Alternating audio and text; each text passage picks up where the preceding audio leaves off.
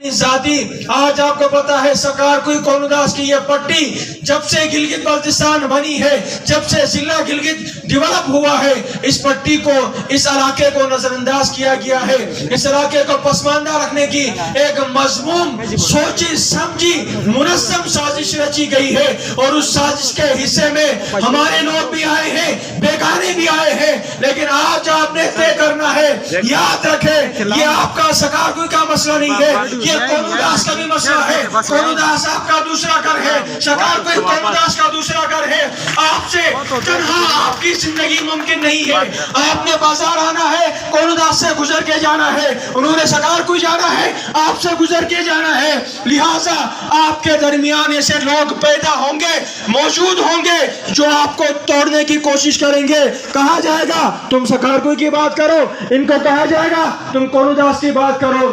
یاد رکھو ہمارا مسئلہ پانی کا ہے، وہ بھی مشترک ہے، گیس کا ہے، وہ بھی مشترک ہے، روڈ کا ہے، یہ بھی مشترک ہے، اسکول کا ہے، وہ بھی مشترک ہے، ہاسپٹل کا ہے، وہ بھی مشترک ہے، گراؤنڈ کا مسئلہ ہے، وہ بھی مشترک ہے۔ جو مسائل ہم سکار کوئی میں سہ رہے ہیں وہی مسائل نگر کالونی سے لے کے گلشیر کالونی کے عوام بھی فیس کر رہے ہیں۔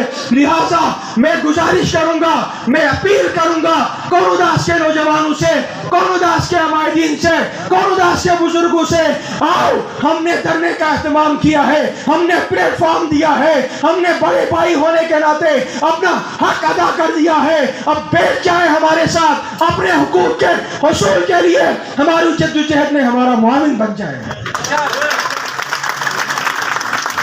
اور اس وقت سب سے اہم مسئلہ جس طرح ارسلان نے بتایا ساری چیزیں، ہماری تقریباً جو ہمارے مطالبات تھے وہ ڈپارٹمنٹل حل ہونے کے قریب ہیں۔